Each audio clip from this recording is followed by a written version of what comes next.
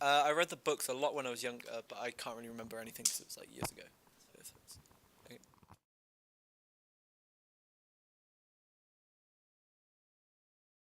Obviously, really cool. Like, I love all of like what I did read or whatever, because obviously I continue to read it. But from what I've seen, from what you've like shown me and stuff, like the Twitter polls and stuff that have been done, kind of like similar to his books.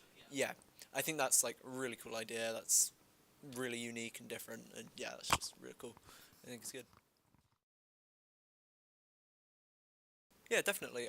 Because isn't the Goosebumps anyway like fairly dark in a sense? Yeah, yeah, yeah. It'll work fine then. So you're going for like a horror thing, aren't you? So yeah, yeah, yeah. I think that would work really well.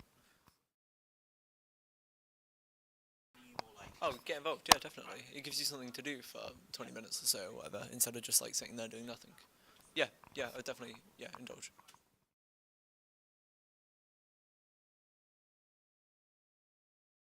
No, no, never, never. Uh, I mean, I saw some posters, and all I really got from it is that there's monsters, and they come out of these books. So is that what the movie's about? Is that what Goosebumps is about?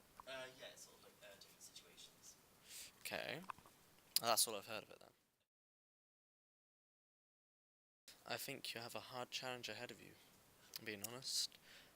You've got a lot of filming to do, because you've got these multiple situations, and then you got a lot of painstaking stuff with YouTube to do with changing your hyperlinks, because I already got some previous knowledge on what you're doing, because I'm already a creator, and you have got a very hard time ahead of you, Ben.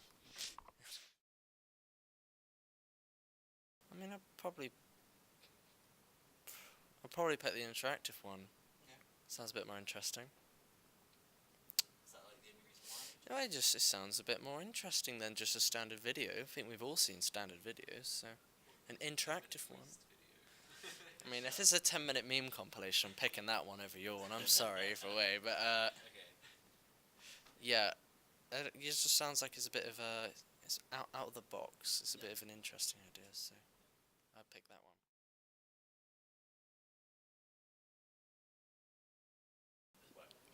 Yes, I have. So I have read his books as a child, and I have also watched the most recent Goosebumps movie, the big blockbuster.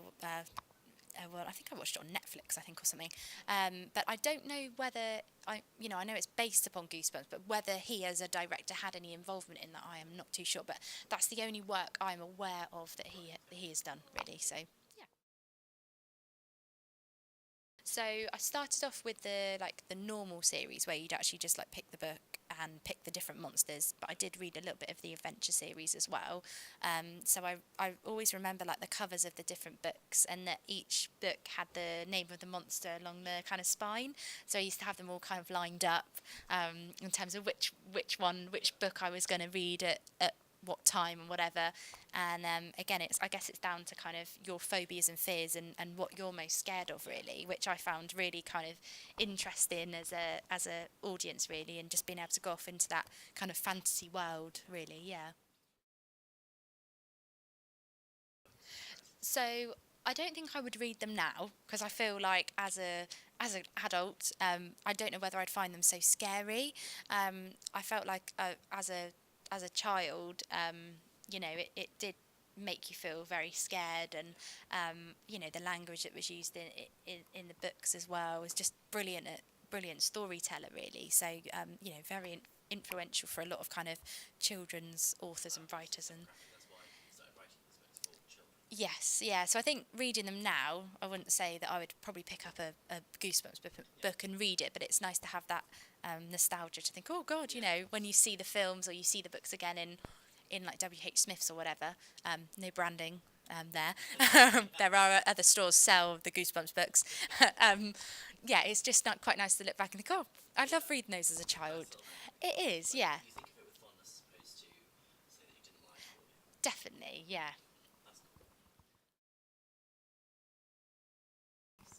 So I think that it's definitely doable. I think it's really ambitious, which I think is great for your, final project for college.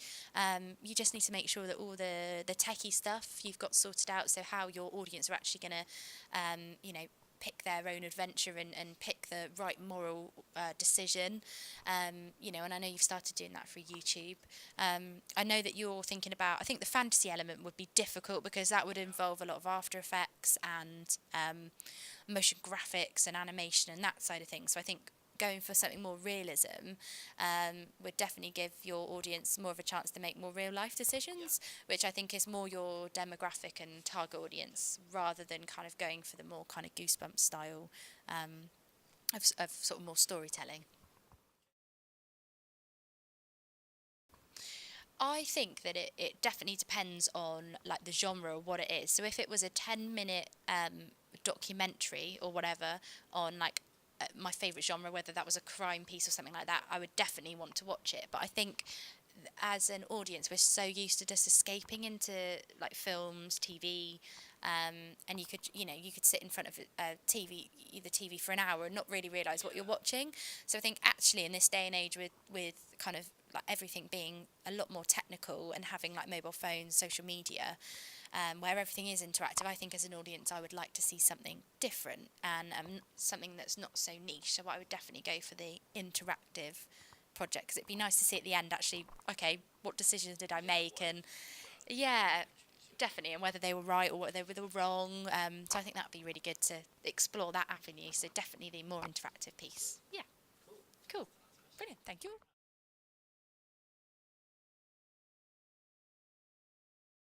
I have not, no. Um, well, I mean, it's a very interesting style, but it's not my sort of, no. It's not something that I would personally go to, but it's a very unique style that he uses. Well, it would certainly be a challenge for you. But if you do manage to pull it off, then you will be a massive success. Um, which I no doubt you probably will do in your own way. Um, you, I mean, you've got a very, I'll say it again, unique style.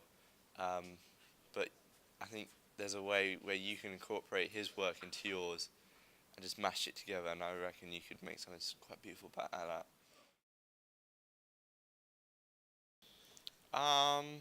It's quite difficult actually, because the 10-minute one would be a lot of quality things in the piece. But the 20-minute one would be more interactive, so it would be more, I guess, engaging. So the audience would want to watch it because of its interactive. I'd probably go with the 20-minute one. Only because it would just keep the audience involved.